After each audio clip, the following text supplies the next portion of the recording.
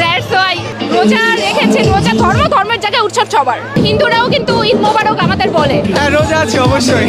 কি মনে হয় রোজা কি হালকা হয়েছে এই ডান্সে?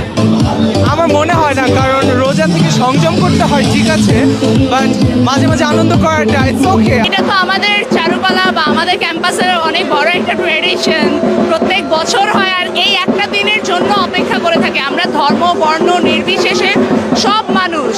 যদি আমরা মানে ধর্মের চিন্তার বাইরে অন্য যে কোনো সাম্প্রদায়িক বা যে কোনো চিন্তার বাইরে যদি আমরা চিন্তা করি, এটা আমরা আমাদের নিজেদের একটা উৎসব হিসেবেই আমরা আসি। আর এই একটা দিনের জন্য সারা বছর অপেক্ষা করি। খুবই ভালো লাগছে।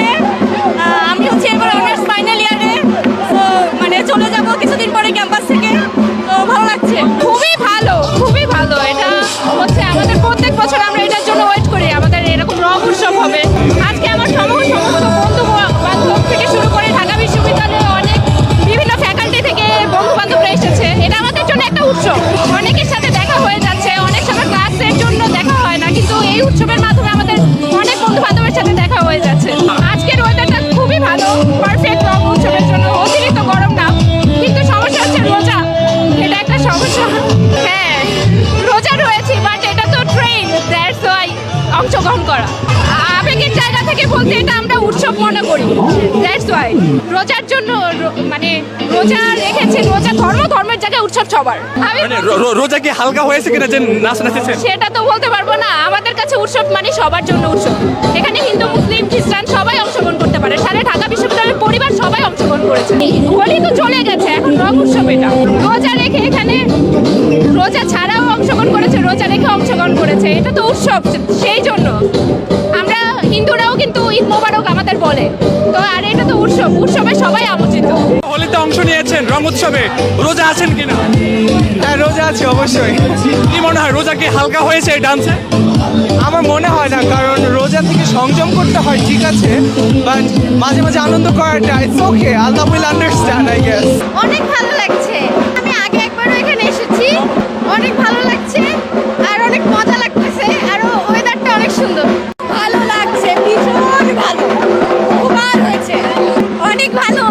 এবারই প্রথমবার, সব দিক থেকে বললে অসাধারণ লাগছে। এই প্রথমবার আসলাম চারুকলা রং উৎসবে, অনেক ভালো লাগতেছে। আমাদের প্রতি বছর অনুষ্ঠান হয়, এবছরও হইতেছে, সবাই রেড করতেছে একসাথে, অনেক ভালো লাগতেছে আর কি। আর বৃষ্টিটা হওয়া খুব ইউনিক একটা ব্যাপার, কারণ নর্মালি বৃষ্টি হয় না।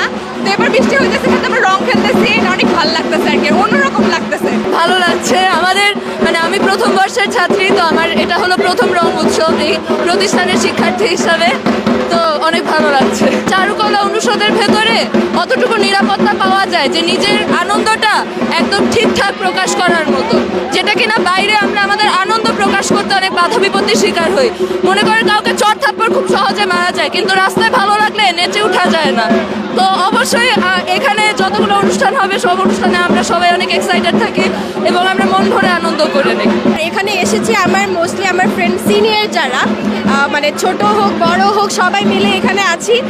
এখানে কোনো ভেদাভেদ নেই, সবাই আনন্দ করছে। অনেক ভালো লাগছে। আসলে গরমটা হলে কিন্তু বেশ মানে অস্বস্তিকর ব্যাপার হতো, এখন গরমটা নেই, মনে হচ্ছে যেন সব কিছু আজকে রং উৎসবের জন্য ব্যবস্থা করা। আমি অনেক বেশি এনজয় করতেছি, কারণ আমি এরকম রং উৎসব আগে কখনো দেখি নাই। যার সাথে লাগছিল সেটাও মিলে গেছে, আর সাথে অনেকেই আছে, সবাই বন্ধু বান্ধব, বড় ভাই ব্রাদার বোন সবাই একসাথে অনেক বেশি মজা করতেছে। অসাধারণ লাগছে। এটা যেন আমাদের একটা মিলন মেলা, আমরা ক্যাম্পাসে সবাই মিলে এসেছি, খুব মজা করছি, খুব আনন্দ করছি।